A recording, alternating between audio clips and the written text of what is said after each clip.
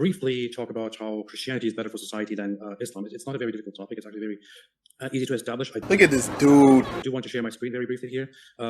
Let's do this. Let me show No, no, no, no.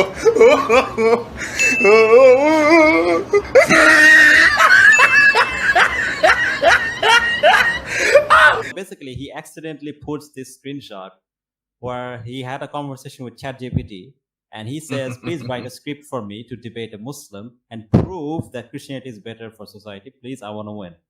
This is ridiculous. This is embarrassing. Today, we are joined by Brother Amy.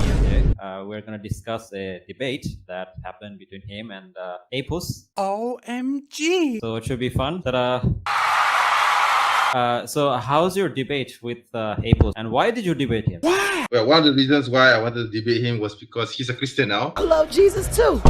We need to show that Apos did not engage with any of my arguments. Maybe I'm dumb, I don't know. Islam's concept of Tawheed ensures a consistent worldview. Okay, so basically, I'm guessing this is your main core argument, right? Yeah. So I was saying that Tawheed is the basis of Islamic civilization, and with the coherence of Tawheed, Islam integrated ethics, law, governance, aesthetics. And when you compare that to Christianity, you don't see that in Christianity. In fact, you see a mess. Yeah, you see a mess. Yeah. Look at Islamic art and look at Christian art. Yeah, you compare the both, you can see which is much more coherent, you see. Yeah. The Christian art looks like a comic book, like really bad comic book. Exactly, that's my point. Yeah, that was my point. Islamic calligraphy looks like an actual art. You can see the aesthetics, the beauty encapsulated in Tawheed.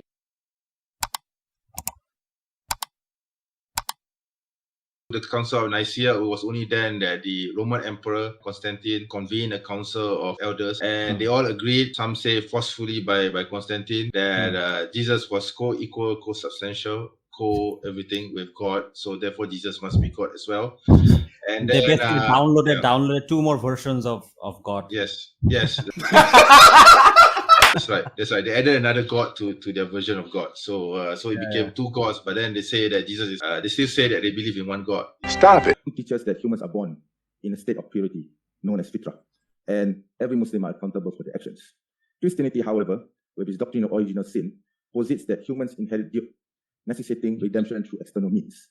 This can lead to a dependency on institutional absolution rather than encouraging individual moral agency. So basically, you're saying that what Islam teaches is basically that humans are pure, like we have the fitrah, Allah subhanahu wa ta'ala made us pure. Yes, When it comes to Christianity, they believe that are sinners from birth, which makes no sense. Evil sinner babies, Yeah, everything. That's what they believe, which is ridiculous, obviously. Yeah. The article from Huffington Post basically talks about why Christians were denied access to their Bible for 1,000 years. What?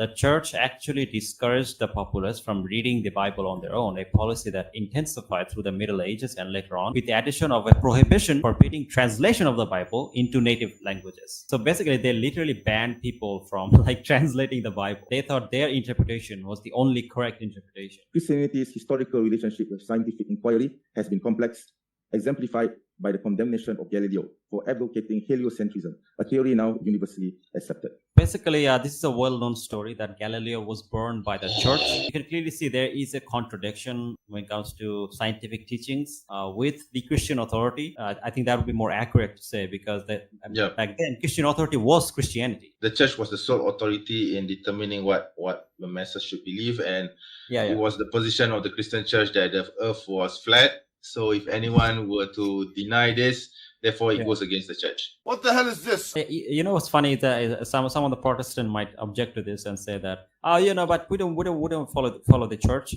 But the thing is that it's not really necessarily about the church. If you're saying that these highly educated people were all wrong, then you're basically denying Christian authorities or intellectuals can even be trusted. Societal ethics. Islam mandates social justice through structured obligations such as zakat, obligatory theft, and wakaf endowments, ensuring wealth redistribution and support for the needy. Christianity, however, emphasizes voluntary charity and often defers ultimate justice to the afterlife, blueprint for civilization. Islam offers a complete civilizational model, legal, economic, and cultural, rooted in divine guidance. Its prohibition of usury and promotion of ethical finance aim to ensure fairness. Christianity, lacking a unified legal economic framework, frequently defers to secular institutions, which may contradict religious values. Temporary data. Empirical data supports Islam's emphasis on moral clarity and social cohesion. In Muslim-majority countries, According to Pew Research here, which I've shared across, such as those in Southeast Asia, large majorities reject social vices like prostitution. Yeah, and AP totally ignored the whole slides that I did. So basically, the first one is about Tawheed, the Yes. fact that Islam kind of like embraces unity rather than kind of like Yes. division. Yes, And that's second right. one would be ethics, right? Yeah, ethics. Yeah, ethics. Original Yeah, sin ethics. versus fitrah. Religious Yeah. versus sin, yeah. Yeah. The third one would be kind of like intellectual tradition. Intellectual how development in the Muslim world versus that in the Christianity. Yes. The fourth point was about social ethics, which is Social about ethics, yeah.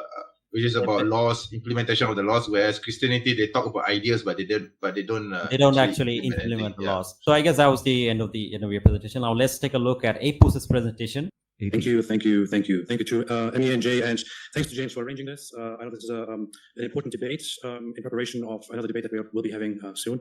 And I want to briefly talk about how Christianity is better for society than Islam. It's not a very difficult topic. It's actually very easy to establish. Look at this dude. I do want to share my screen very briefly here. Let's do this. Let me show No, no, no, no.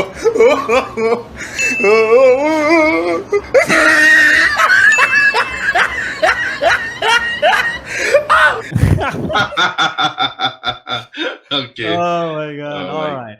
So okay. in case you guys don't know what this is, so when I was first watching the debate, and when I saw this, I laughed so hard. Like, this is ridiculous. Okay, so let's read it. All right. So basically, he accidentally puts this screenshot where he had a conversation with Chatgpt, and he says, "Please write a script for me to debate a Muslim and prove that Christianity is better for society. Please, I want to win." And then ChatGPT actually responds, and he says, "Here's a debate script designed to give you a strong fact-based rhetorical edge in arguing that Christianity, especially in its historical and cultural influence, has been more beneficial to society than Islam. It combines moral, historical, philosophical, and empirical arguments, adopt the tone-based on the format academic paper published, etc." So, like, this is embarrassing. Like, this is embarrassing. Like, he really needs like the help of ChatGPT. Brother, Like, debate you. Well. To be fair, I did use some ChatGPT in helping getting my points across. So it's not really. I mean, it's not really something which is uncommon nowadays. No, I but mean, like, but okay, like, there's a difference between like using ChatGPT for like some information here and there versus literally asking ChatGPT to write the whole script. Like that's just like, that's ridiculous. This is Yeah. hilarious. Like, this is so stupid. Like, he can't come up with like his own arguments. And if you guys want to see more evidence that Apostate Prophet is a talentless hack, like, there's no better evidence than this. This is ridiculous. This is embarrassing. Like, why would you follow this guy? Why would you take this guy seriously? Like, this is a joke. This guy's a joke. And the thing is that if he cannot debate you, then why did he even agree to debate you? Especially on Christianity, because like you've been like doing polemics against Christianity for like 30 years, Yeah. 20 years, Yeah. right? 20 So years obviously, plus. Yeah. Like, you have the edge. So if he's not confident, then why debate you, right? This is embarrassing. He clearly wants to. I mean, if you look at the prompt, he says that he wants to win. But when I go into debates, I keep an open mind. I have my position, obviously, and I know that what I was going to say, but I don't come in with the intention to win or to beat the opponent. I just come in with the intention to present the position that I have and to let the audience or those who will be watching the video, like the slides that I presented, to think for themselves, to guide them into thinking for themselves, not to win a debate. Because even if I win the debate, even if I won the debate, let's say, it doesn't mean that I've won the hearts and minds of people. That's it. Exactly. It's not Because the about thing is that debates like don't kind of like achieve that kind of thing where like the debater all of a sudden is gonna say, "Oh, but, I accept Islam." Like, that's highly unlikely. Yeah. Of course, obviously that's highly Exactly. Obviously, even if you're a better debater, that doesn't mean that the other side will say, "Oh, I give up. I'm going to embrace Islam now." They're not going to do that. So I want to argue today that Christianity is better for society than Islam. We can look at the world around us and realize that Islamic societies are quite bad, quite backward, quite lowly, quite Oh my difficult, God. and very, very. This is his whole argument, right? Yeah. Because I think you predicted that he would say this, right? Yeah, I did. It was It's mentioned like- in the slides. Yeah, it was mentioned in Yeah, the slides. I too. noticed Yeah. that. Yeah. So yeah. the thing is that like that's not true. Like if you look at some of the African countries, some of the Christian African countries, they're some of the poorest in the region. Exactly. Yeah. Right? Yeah. If you look at the Latin American Christian countries, Yeah. they're some of the poorest. Yeah, in the like region. Argentina, Brazil, Even- Venezuela. Yeah, these even, are all even Catholic European, Protestant even countries. Even European countries. Yeah, Romania, Lithuania, all these If you countries, don't all look these at the Eastern Europe count- countries. Yeah. Eastern European countries, and don't look at the kind of like the Western some Christian- powerhouse in Yes, terms of of course, European of course. powers. Yes, Uh, yes. They're very poor. Like they're Yeah, not like yeah. you know, like, Yeah. they're not as rich like Saudi Arabia or anything like that. They're very poor. Exactly. Yeah. And so this idea also like some regions in Russia as well, very poor. So like Yeah. this whole idea that the Christian nations are doing better than Muslims is not true.